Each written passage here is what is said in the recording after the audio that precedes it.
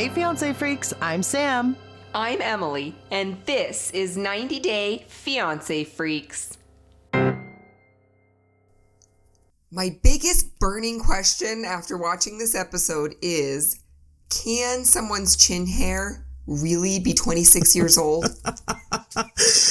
That was my immediate thought that crossed my mind. He's touching his chin, and I'm like, wait, you're clean shaven. How can you? No, right? I mean, if you have a long ass beard or like a dreaded beard, maybe, but like, I don't think so. Can you imagine how long that chin hair is going to be? 26-year-old chin hair. Imagine like a mole hair, like one single mole hair just growing for 26 years out of someone's chin. That is literally what I was thinking of. And I think that's what Terry was trying to call to mind for us. But Eileen is not having it. She does not think it's funny at all. She shuts that down so fast. She's like, don't joke about this. Excuse a man for trying to bring a little levity to a really uncomfortable car ride. Like, he's just trying to get a little bit of laughter. Like, Eileen is all about her 10 giant red flags. I mean, she makes some good points, and even Laura agrees with her. She's like, yeah, Mom, that's what I'm going to go figure out. Like, yeah, Mom, I have concerns too. He's Muslim? Never in a million years did I even think that, okay. So one of the red flags is that he's Muslim. Another one is that he's too young. Another one is that he just wants a ticket to America. Another one, he said he loved Laura. Yes, that was a huge red flag. I love that because she's like, that's not true. He doesn't love you. He doesn't even know you. And again, she's right. I don't love the way she's coming at Laura, but she's making some solid points. Is she not? She is. And it definitely sounds like the parents have been holding all of this in because of the way that Laura has to process it when she gets to the airport and immediately whip out a smutty dark romance novel to recenter herself. Recenter. I do love that. Yeah, she said she expected them to be, a little bit opposed, but the lengths to which her mother went to try to stop her was surprising to her somehow. So they cut to the airport. She's in the airport reading her dark, smutty romance novel, and then we finally see Beer Con. From her reading a smutty book in the airport to him reading Nietzsche on the beach. A little bit of a juxtaposition there between the two of them. But yeah, so we see him reading. And what does he say? That he reads so he can know lives he's never known or something like that? That's beautiful. So he's a philosopher, or thinks he is. And she's an author, or thinks she is. Maybe we've got a little bit of freak matching here. Even though it wouldn't appear to be so right off the bat, philosophy, dark, smutty novels, they're very different genres, but they're both niche. And all-consuming. And just like being readers, and, I think is definitely something that will align them, no matter what it is, you know what I mean? Like, we see him meet with his friends, who, might we call them skeptical? They're not totally sure. I did love that in his interview, Beer Con mentions that he likes to date older women. To me, that was a green flag because he's not just simply going after Laura for the visa, as Eileen would like to have us think, but he truly is interested in older women. But why does he say he's interested in older women? He doesn't say why. He just says, some people like to date older women. Some people like to date older men. It's just his interest. Yeah, I feel like it gives mommy issues. No, just because he says he's not close with his family. And so I'm like, are you looking for, a replacement?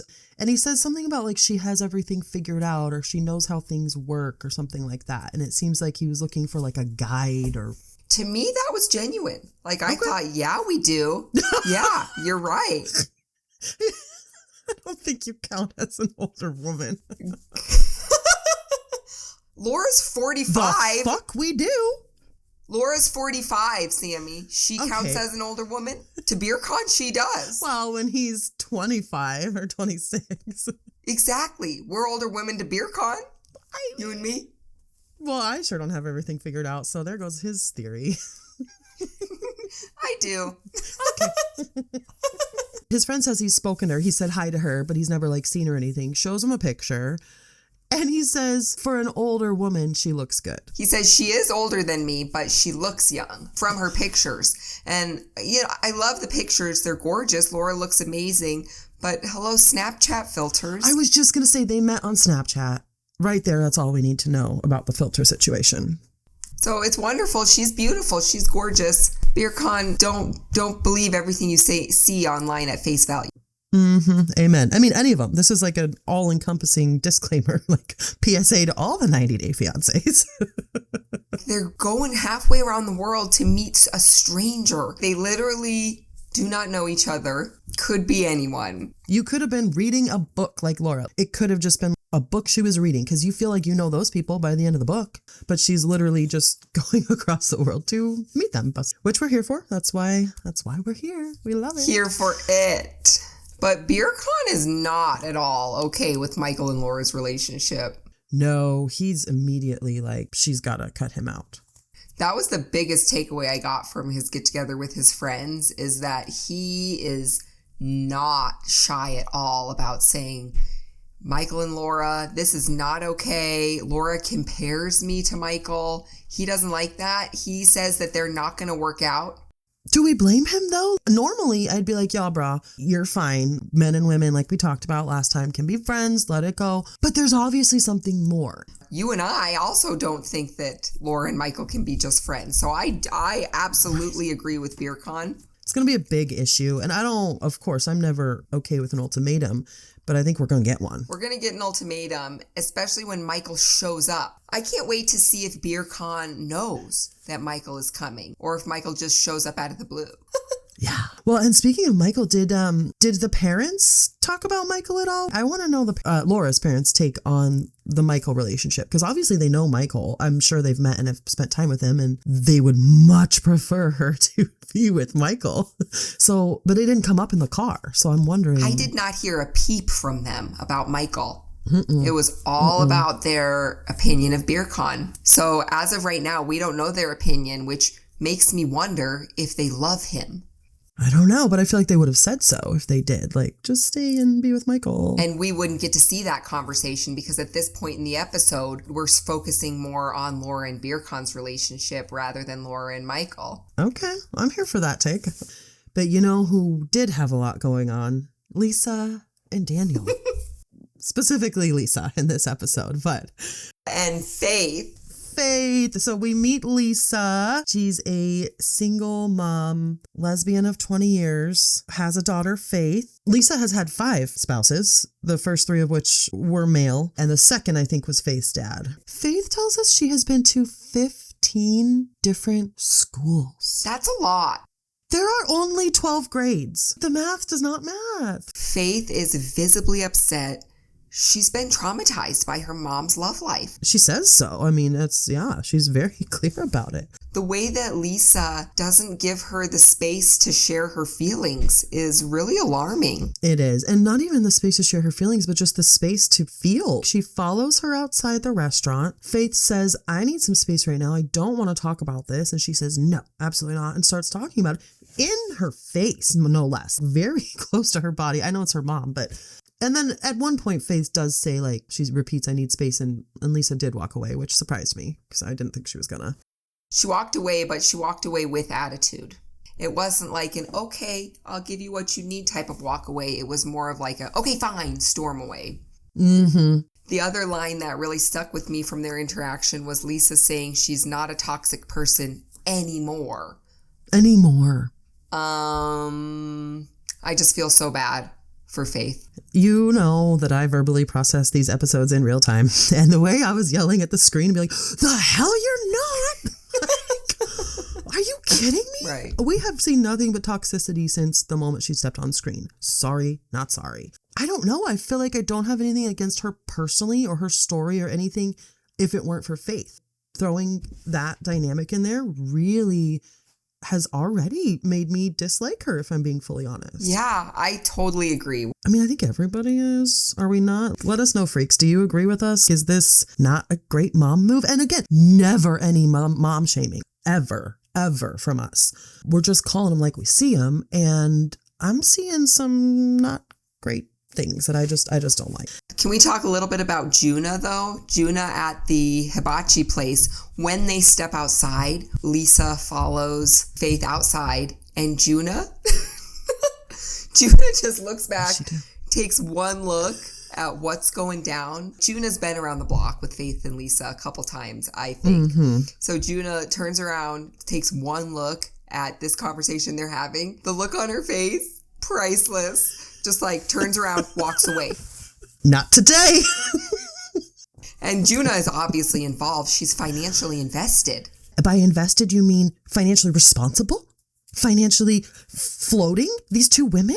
And Faith feels so bad about it. That's another thing that we've got the 15 schools. We've got the toxic relationships that she doesn't listen to Faith about. Faith has told her numerous times, she says, please don't date this person. This is not a good relationship. She never listens, moves her around all these schools. And then, they live together now, right? They live together. They share all the bills. They share all the expenses. They share everything. Come to find out, they really don't. It's Juna and Faith that share all this shit. Lisa's just out there sending her money to Daniel every 2 weeks. That's every paycheck. That's a lot of money. That's got to add up. Faith even tells us numbers from the start. She says that Lisa already sent $2,000 in the first 2 months of their relationship. I'm just saying I would like to have a spare $2,000 within 2 months. But she doesn't. It's Juna and Faith that's doing this.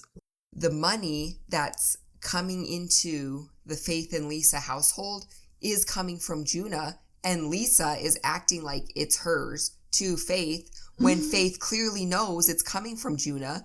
However, it's like coming from Juna to Lisa, and now Lisa is trying to say, Faith, what happens between Juna and I is none of your business. But she's not toxic anymore. Don't worry about it. Okay. At one point, Faith says, she has told me I am not allowed to feel that way. Like, if that doesn't say it all, what does, right? She makes her come with her to buy condoms. But she stays in the car. You know what, Faith? Good for you, girl. Setting up some boundaries. She's not going in. Fuck that shit. No, we're not. I didn't want to go in. I wish we hadn't gone in with her. Because she starts crying, buying condoms. Why are you crying, buying condoms, Lisa? I would. If there was like some random young guy there in the small store, I would absolutely shake and cry. I don't know why. I don't get it.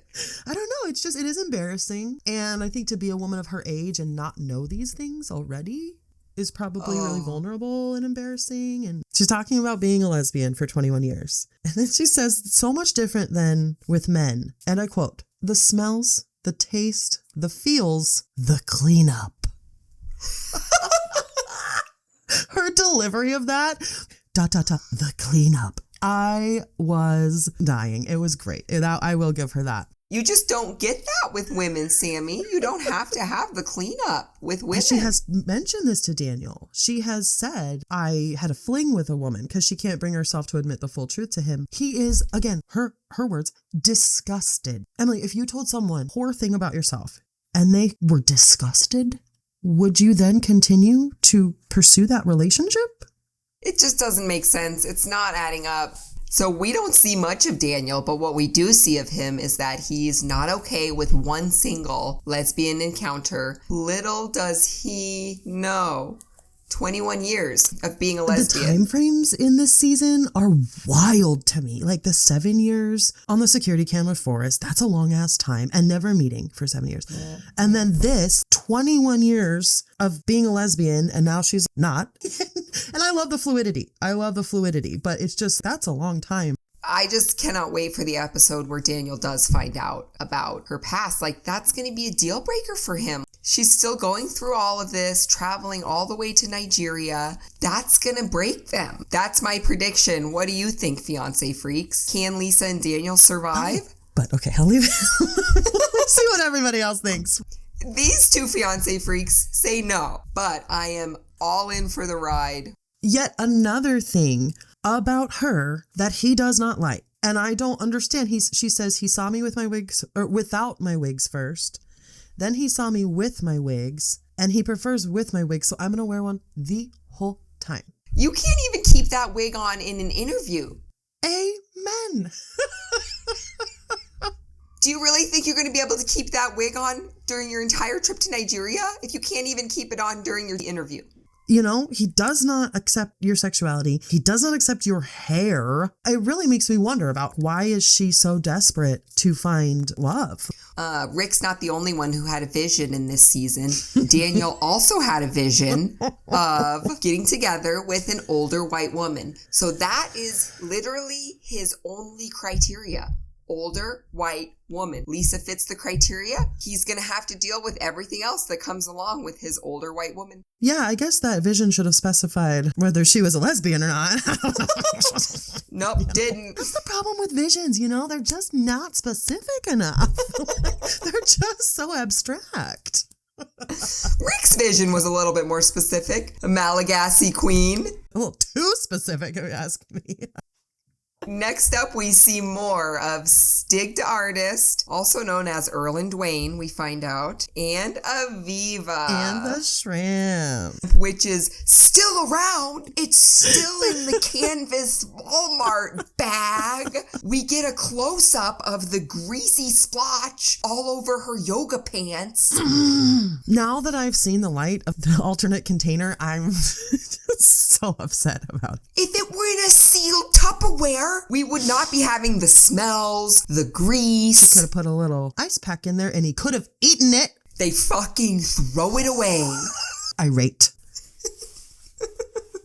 I loved their first meeting. It was so sweet. This is what we are here for, fiance freaks. They're both so calm and centered. That's what I noticed about their first meeting. She walks out, neither of them run, but their excitement, they're calm on the outside, but you just know they are buzzing on the inside. You can just see it. They have this cool, calm, and collected exterior, but you can just tell their heart is beating out of their chests. Really? I read that so different, dude. Really? Yeah, I thought it was awkward as fuck. Convince me. They can't even look at each other. I get not running out. I do like that. The other reason they didn't run is because it was a short distance. I mean, the door opened and they were right there. And what would have happened to the flinging bag of shrimp had she been running?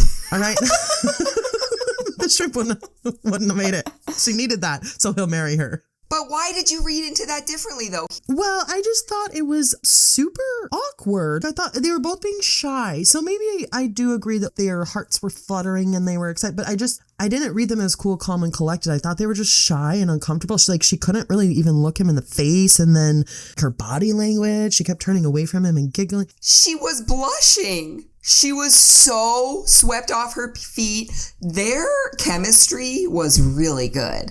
I think she is ready to jump his bones at the airport immediately. She's blushing and she's embarrassed. That's why she turns away from the camera. All right, you're slowly convincing me. They are so excited to meet each other. He put rose petals on the bed. He even thought through his intentions with the flowers. He brought one single rose to the airport to tell her that she is his one and only. And then when they got to the hotel room, he had a huge bouquet with petals strewn all over the bed to show her his appreciation for her traveling all the way to Belize for him. My question is, he self-admittedly such a player.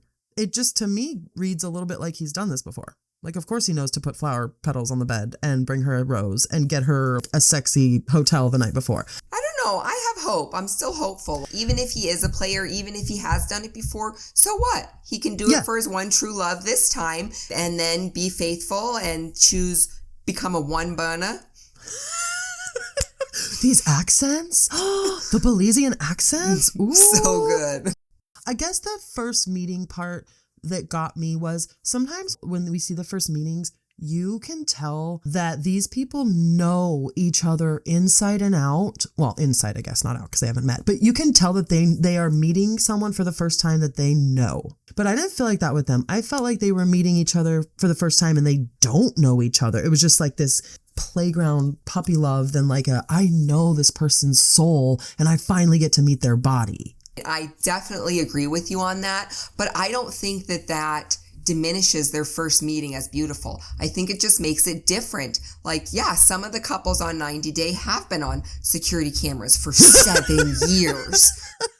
Ain't no way Stig is getting on security cameras with Aviva. Ain't no way. So yeah, of course, if you've been on security cameras with someone, you know them to their core, to their soul, even if you haven't met in person. That is beautiful and amazing in what it is. We also have puppy love, young love, new romance, the unknown, the butterflies. Like, yeah, we've been talking a lot, but I've never met you in person, and can I really trust you? But I'm going to give it a shot anyway. And to me, that gives me chills and makes me so excited for them to experience this together. So one is not more than the other. They're just both why I'm here on the show. Why I'm a fiance freak. Yes. And I didn't mean that their meeting was less than or anything. I just read it differently than you did, it seems like. Your point about where they are in their relationship is so valid, because when they're laying in the bed in the hotel room and Aviva confronts him head on about, look, I hope that you haven't been seeing other girls during this time. He does not give her a straight answer. I think she's playing the part that he wants her to play. I think he's being very transparent and open about, this is my lifestyle, this is how it's going to be. I do want to settle down and have kids, but he thinks he's going to have all of the things, and I don't think that's possible. It's going to be a rare woman that settles down with you and still lets you party all night. A rare woman or a non-existent woman? Like, yeah, maybe he's being straightforward, but he is completely out of touch with the reality of being a one burner. He says he can be himself, Earl and Dwayne, with Aviva. That's one of the reasons he wants to be with her. But he's not going to stop partying. Mm-hmm. That's part of his life. Yet he still wants a family. Stig, these pieces of the equation do not add up. Right. You cannot do all of these things. Right. You can't have it all. With any woman, with Aviva, unless maybe you're on Seeking Sister Wives. But even they are not just fucking around. They're in committed relationships. And they're not partying all night. This is my problem. Maybe if you get a party girl and she wants to party all night, but that girl's not staying home with a newborn. Okay. You know what this reminds me of? Kara and Guillermo. Just got chills because you're so fucking right. Their story was mysterious. We didn't know what was going on with them for a long time. And after watching them and their most recent update, I really think that the biggest reason they didn't work out is because of Kara's drinking, Kara's partying, also postpartum, changes from having a baby, Kara being expected to change her lifestyle and not wanting to, and then she does change it, and then she wants to go back to an old lifestyle, but Guillermo not being on board for that. Yeah, well, and even just lifestyle, I think you're just speaking to lifestyle differences, right? When you go to sleep and wake up, and how you spend your time, and again, you have a kid at home, what does that look like? So yeah, I don't think Erlen Dwayne is going to get a party anymore, or I don't think Stig the artist is going to get to settle down with a family. Pick one or the other, my guy. He can't have both, I don't think. Sadly, because they do have this cute, adorable young puppy love. And it would be beautiful if they worked out, but not my prediction.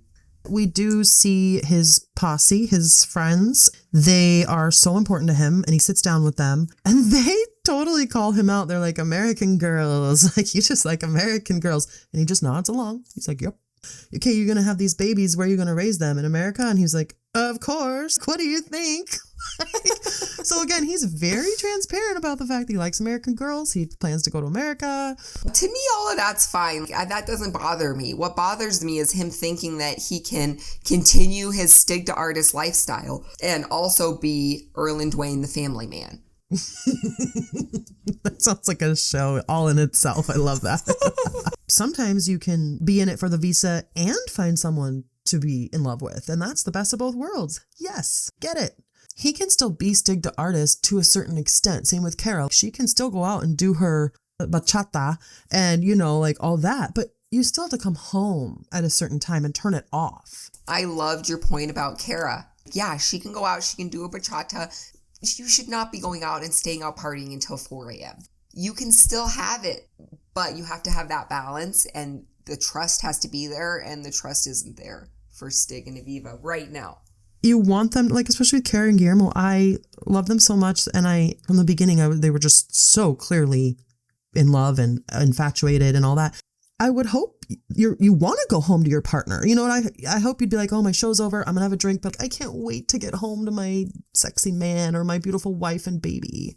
And that is exactly what Cara said, is that she no longer wanted to go home to Guillermo because Guillermo was no longer supporting her music. The parallels between Stig and Aviva and Cara and Guillermo are becoming more and more apparent right now. One of them's an artist, lots of admirers, young puppy love. I fear that Aviva might end up down the same path as Guillermo, wanting to be able to support, but not being able to. It's both of their responsibilities. That's an excellent point. I love me a crossover. This is so good. Guillermo didn't go into it with Cara being a star, an artist, and anything. Like, she made balloon arches. Guillermo didn't marry a pop star. Guillermo married Cara. She then had aspirations and became a pop star, so he didn't sign up for that. Aviva knows damn well she's signing up to be with a pop star. You know what I mean? So it's not like it's going to evolve into that. She didn't see it coming like Guillermo. That is a very essential difference. I cannot wait until his concert. He says, like, I'm going to take her to San Pedro and see what she's like, because that's like party island. It's going to be crazy. Okay, cool. Poor girl. She just passed your shrimp test, and now you're going to put her in a new test. Like, damn. I personally have a threshold. Their behavior, and Aviva can be certain jealous, but she can't go past it. And Stig can be a certain amount of pop star, but he, so I don't know what their threshold is, but I know I have one. I definitely have that threshold too, but I'm not sure that I would have identified it in so many terms. And I do not think that Stig or Aviva have self-identified that in themselves about this is my threshold for how much jealousy, and this is my threshold for how much Stig the artist, girls shaking their asses at him, I can handle. I do not think that they have set that boundary. I think they're both going to hit that boundary and go beyond it. Oh, yeah. And not see it coming. I'm interested to see how cool, calm, and collected they stay in those moments. You know who's not cool, calm, and collected? Forrest, Sheena, Molly, Dev. Their suitcases, their passports, anything, all of the above. None of it is cool or calm or collected. Like, this is a comedy of errors. Finally get to see Forrest and Sheena meet, which we'll get to. But before that, we're back on the flight, right? We're on another flight, the last flight to the Philippines, because last we left them, they were across the plane from each other, right? Molly and Dev were recording across the aisle. Seems like their new flight, they're seated a little bit closer together, which we love for everyone on the plane. Forrest gets emotional. I was also emotional. Like, you can see the moment it hits him that he's going to meet Sheena after 7 years. And, it just really speaks to how surreal this process is. And I don't think we get it just sitting here watching. It doesn't seem real when you get on the plane. There's a moment it hits you like, holy shit, this is actually happening. And we saw it with Forrest, and he teared up. And it was so pure. We may not get it firsthand, but that is what we're here for. We are totally freak matching with these cast members, experiencing these life-changing moments where they're tearing up. They can't believe it's finally happening. That moment on the plane when he's doing his selfie video, and then Molly pops up right behind him. And then we see, like, from her phone, we can see him still recording, and he looks over at her like, trying to have a moment here, Mom. The other moment I loved before Forrest met Sheena was his pep talk in the mirror at the airport. You got this, Forrest.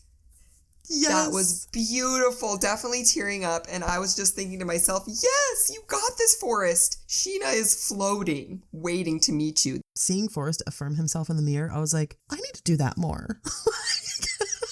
I was like, that's a great idea, Forrest. I'm going to pump myself up before I do anything today. So. I started tearing up when Sheena walked into the airport. Yes. She's just so vulnerable. She's floating. As you can see, she is so ready to hug her baby bear.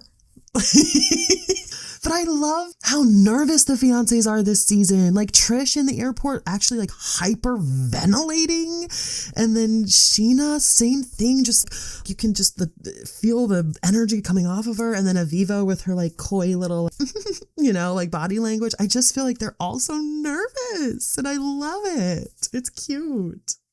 I love the conversation that Scheana has in the car on the way to the airport about how she wants to kiss him, but she's nervous. And that mirrored what he said. He kept saying the whole flight there, I can't wait to kiss her if she'll let me. If she lets me kiss her. They're both so nervous and respectful and like anxious in a good way. It's so cute. They don't even know if either one is comfortable kissing, but of course they are.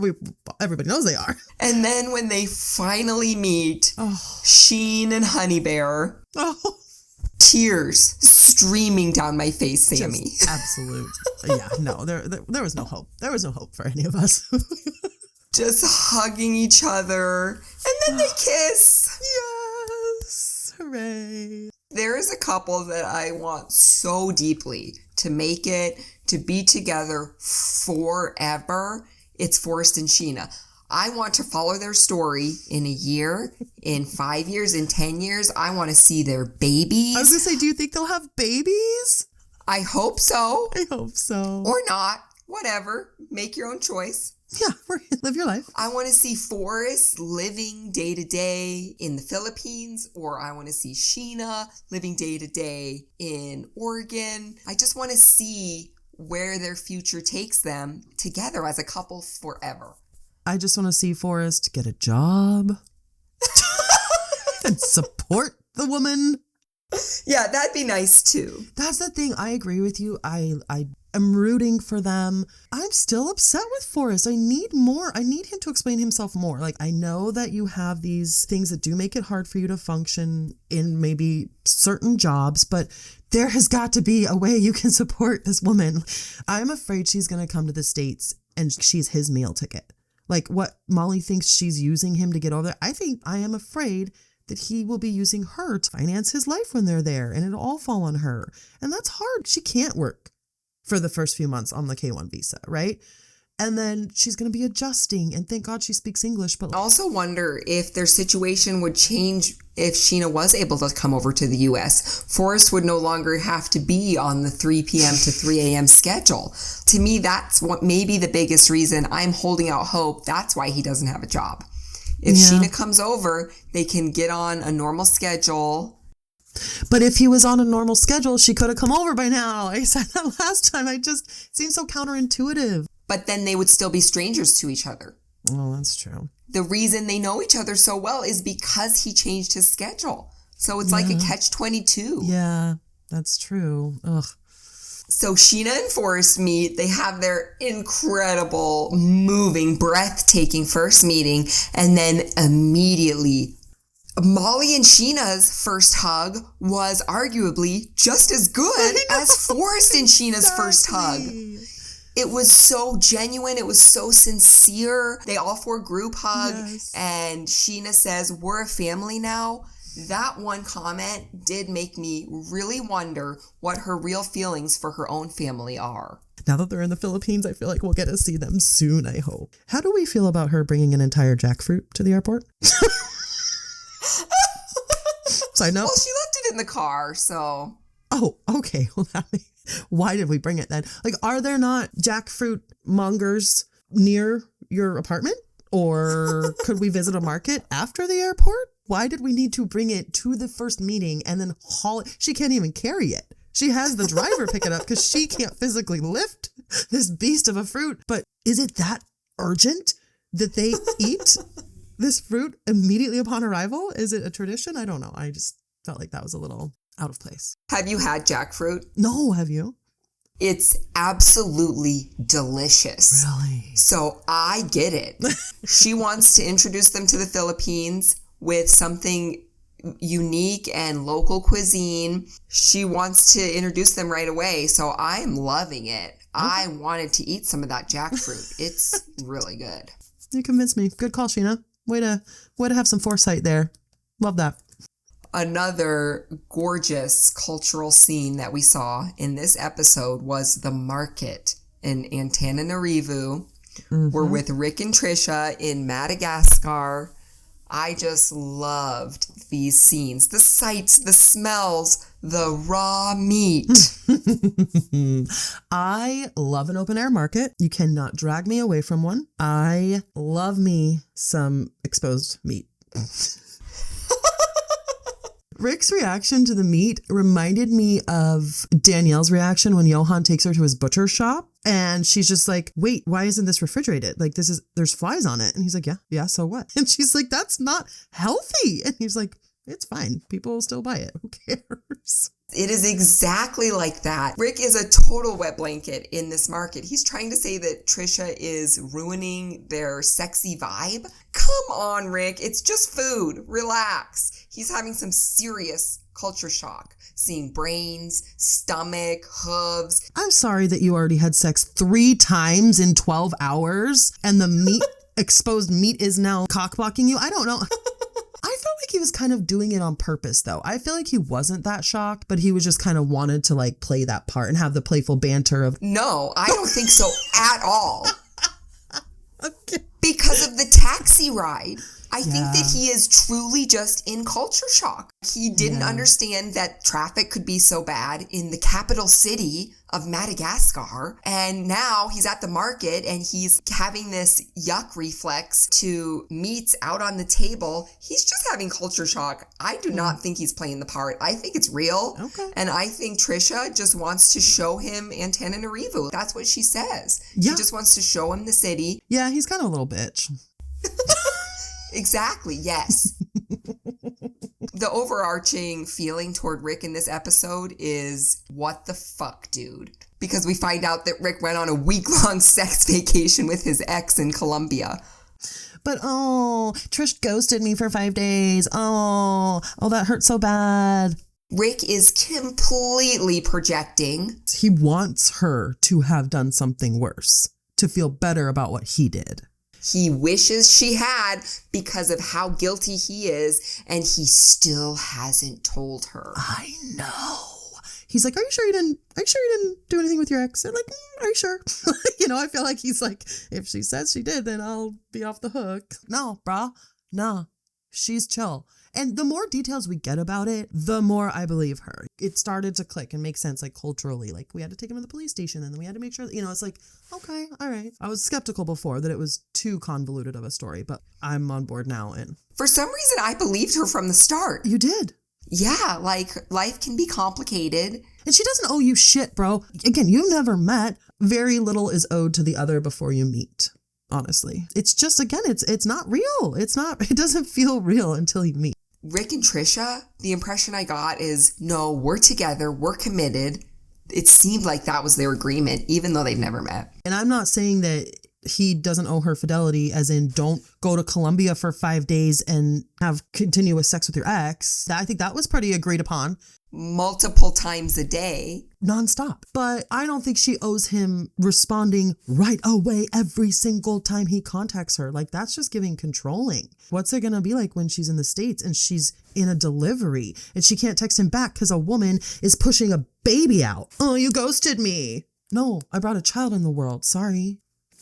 I do want to touch on just their super fun and playful vibe. When they're dancing at the palace in Rova and Trisha suddenly loses her shoes again. For the second time this season already. And she's just dancing barefoot to this band with this gorgeous view of Madagascar laid out in front of them. Such a beautiful moment. And Rick notices that. I don't know everything about Trisha, this is a beautiful side of her I've never seen. I was here for her kicking her shoes off this time. I was a little skeptical in the airport, but dance on those stones, girl. Yes, get it. Can't have flip-flops on for that. Absolutely not. I loved that. But yeah, so he sits her down after the dancing. Girl's tired. She's like, ooh, that wore me out. He's like, this is my moment. So he saw the opening. He's like, we got to talk about this. And her first response is, I'll tell you if you don't get mad. Lack of trust. Yeah. I think it has more to do with them not knowing each other very well. It's only been 6 months, talking, texting, video chatting. I wondered if he gets mad at her. For her to immediately say, don't get mad, made my ears perk up like, why would she go there? if it hadn't happened before. I think you're spot on. I think he does get mad in a playful way, maybe in like an, oh, you didn't get back to me. You know, it's okay, I guess, but I'm so mad. Like, try to make it a playful, try to play it off as a joke sort of way. But really underneath, he truly is mad, and she can read into that. Next week, Laura meets BeerCon. Daniel still doesn't know the truth about Lisa being a lesbian. There's another new couple. Molly is getting way too involved as expected. And Emma and Zied are back. Okay, Sammy, I have a couple quick questions for you. Okay, who's it gonna be? Stig and Aviva. Are they really in love? No. Are they in it for the visa? He is, but I also think he actually likes her. Are they in love? No. Puppy love? Yes. Yes, he wants the visa, but he's not going to just get it with anybody. Like, he does need to like the person that gets him that visa. Will they make it? No. I'm pretty certain they will not. Do you think so? No, I don't think they'll make it, sadly. Who wears the pants? Definitely Stig. Could they survive in the other's country? Yeah, I think so. I think they'd both be absolutely fine. All right, if you could go anywhere from this episode, where would you go? Definitely Madagascar. Yeah, I want to go that market. This week's 90-day takeaway: if your girl ghosts you, don't go on a week-long sexcapade to another country with another woman. Maybe just wait a few hours. She might text you back when she gets home. Because she wasn't actually ghosting you. Because she was in traffic and cooking dinner. Because a girl's got to eat. Wait a couple hours instead of hopping on a plane for a sexcapade. Which I need a picture of this Colombian, because I bet she's hot too. My 90-day takeaway for this week is jackfruit is absolutely delicious and totally worth bringing an entire, large, heavy, spiky fruit all the way to the airport. I'm going to take your word on that.